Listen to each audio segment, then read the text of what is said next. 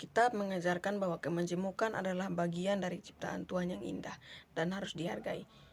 Berikut adalah beberapa pandangan Alkitab tentang kemajemukan.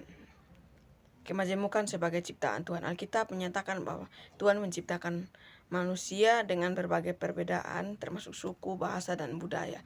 Contohnya di Indonesia adalah negara dengan ribuan suku bangsa, bahasa, dan budaya. Yang kedua adalah kesatuan dalam kemajemukan. Meskipun ada banyak perbedaan, Alkitab menekankan pentingnya kesatuan dalam Kristus.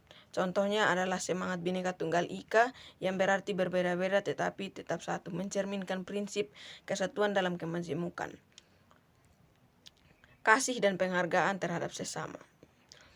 Alkitab mengajarkan untuk mengasihi sesama tanpa memandang perbedaan. Contohnya adalah toleransi antar umat beragama di Indonesia adalah contoh nyata dari kasih dan penghargaan terhadap sesama. Meskipun mayoritas penduduk Indonesia beragama Islam, agama-agama lain seperti Kristen, Hindu, Buddha, dan Konghucu hidup berdampingan secara damai. 4. Menghindari diskriminasi. Alkitab dengan tegas menantang diskriminasi. Yakobus 2 ayat 9 mengingatkan, tetapi jikalau kamu memandang muka, kamu berbuat dosa dan oleh hukum itu kamu dinyatakan bersalah sebagai pelanggar hukum. Contoh di Indonesia adalah Pancasila sebagai dasar negara menjunjung tinggi prinsip keadilan dan kesetaraan bagi semua warga negara tanpa memandang perbedaan suku, agama, ataupun ras.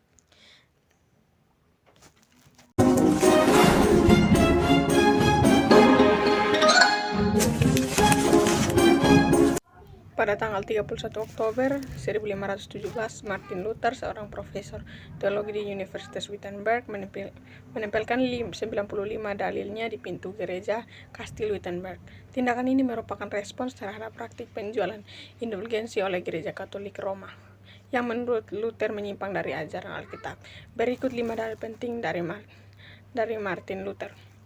Dalil yang pertama, Tuhan kita dan Guru kita Yesus Kristus ketika berkata bertobatlah menghendaki seluruh kehidupan orang percaya menjadi pertobatan. Dalil ini menekankan bahwa pertobatan bukanlah tindakan sekali, melainkan proses berkelanjutan sepanjang hidup seorang Kristen. Dalil yang kedua, Paus tidak bermaksud dan tidak dapat menghapus hukuman apapun kecuali yang telah ia bebankan berdasarkan otoritasnya sendiri atau berdasarkan otoritas kanon. Luther menantang otoritas Paus untuk menghapus hukuman dosa, menyatakan bahwa hanya Tuhan yang memiliki kuasa untuk melakukannya. Dalil ketiga, mereka yang mengatakan bahwa jiwa terbang keluar dari api penyucian segera setelah koin berdenting di dasar kotak memberitakan doktrin manusia. Dalil ini mengkritik praktik penjualan indulgensi yang menjanjikan pembebasan jiwa dari api penyucian dengan imbalan uang. Dalil yang keempat, setiap orang Kristen yang benar-benar menyesal memiliki hak penuh untuk mendapatkan pembebasan dari hukuman dan kesalahan bahkan tanpa surat indulgensi.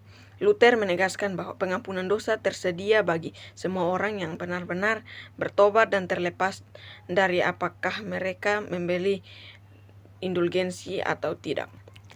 Dalil yang kelima, mengapa Paus yang kekayaannya hari ini lebih besar daripada kekayaan orang terkaya yang membangun Basilika Santo Petrus dengan biaya orang-orang miskin yang percaya?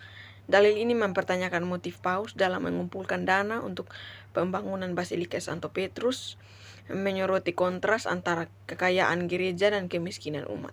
Dampak 95 dalil Martin Luther memicu perdebatan teologis yang luas dan akhirnya menyebabkan reformasi Protestan.